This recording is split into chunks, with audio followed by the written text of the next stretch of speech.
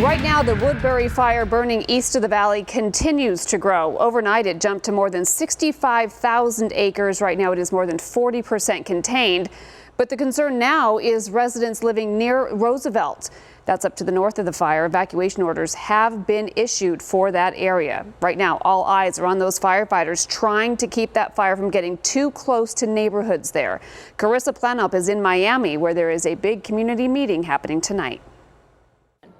The Woodbury Fire grew more than 15,000 acres overnight, and today crews are going to be up against some tough weather conditions as they try to get this wildfire under control. The fire sparked evacuations yesterday of about 250 homes east of Metro Phoenix. Today, crews are going to be trying to build barriers to keep the fire from spreading and getting any closer to communities. They're going to be up against strong winds that will likely push the fire northeast. Now, so far, there is a shelter open for people who have had to leave their homes, and now there's a shelter open for their pets as well. Tonight, there's going to be a community meeting right here at Miami High School at 6 o'clock this evening, and folks are hoping to get some questions answered about the progress of this wildfire, but you don't have to wait that long to get the answers to your questions. We have all the important phone numbers you need listed right now on our AZ Family News app. Reporting in Miami, Carissa Planup for Arizona's Family. Carissa, thank you again. There is that public meeting happening tonight in Miami. It's at the Miami High School Auditorium. It starts at 6 o'clock tonight. And right now we are also getting a look behind the fire lines. It's been hard for us to get our crews in there because of the closures. So we sent our Lions Roofing news chopper up there. We want to check in now with Jerry Ferguson, and you guys are getting just some incredible video today, Jerry. Yeah, that's right. What do you do when you can't get behind the fire lines? Get way up above them. We're up at 7,500, actually 8,500 feet above this fire, and we're watching as helicopter crews and ground crews continue to fight this fire. One of the things that I've noticed that's different from yesterday when we were over the fire to today, it seems like the fire's a little patchier. They do have a 1% more containment than they had yesterday, and although that doesn't sound like much, yesterday we were seeing big solid lines of fire, and now it's more kind of patchy and there's just a lot of smoke. The one thing, as we mentioned, though, that's going to be a challenge today is the high winds, and we're feeling that up in the Lions Roofing news chopper as well. So that's what it looks like right now from 8,500 feet above the fire.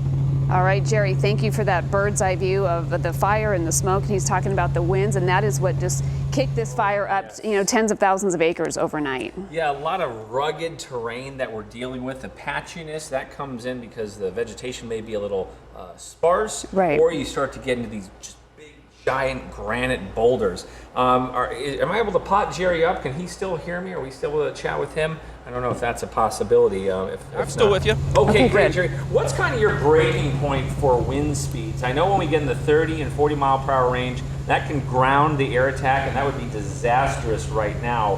What? It's tricky for you when it comes to flying. Yeah, I got part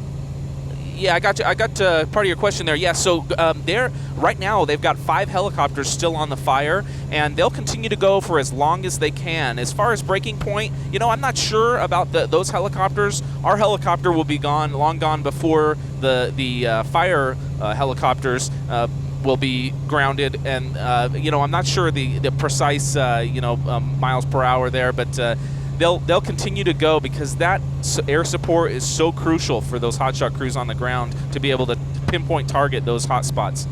So that's all I can say on that.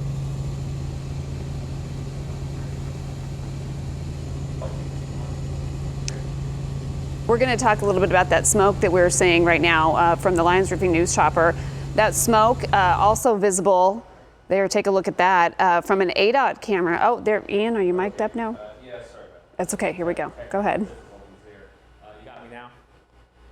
I think so. Okay. So this is the perimeter map. There you go. Sorry, perimeter map of the Woodbury Fire. This is the one that came out this morning. The center of the fire, that's kind of where it all started. It spread to the north as we got into yesterday, and there's been a lot of progress of this thing pushing to the north and the east. That's why they evacuated Roosevelt, because of that push to the north and the east. We've had southwesterly winds that started pushing toward the lake, and they've also done structure protection by Top of the World. There has been a little bit of a crawl to the east. We have more populated areas there. There's no evacuations in Miami or Top of the World, but they are kind of looking at that area and watching it closely and trying to clear brush, draw lines, and really shore up assets, as they call it, property, stuff like that, to make sure there's no problems. As far as the wind goes, it is going to be a gusty day out there. We've already seen, almost 40-mile-per-hour winds or so in Flagstaff, and then as we get going into today, it's going to be pretty breezy. We'll take a look at those wind speeds coming up in a bit. All right, Ian, thank you. Now to that smoke that we can see from the ADOT cameras. This is the camera at the US 60 in Peralta, so that's way out near Gold Canyon. We wanted to speed up this video to show you just how much smoke that fire is churning out over the Superstition Mountains. The fire has produced so much smoke, in fact, they are starting to see it in the state of Kansas.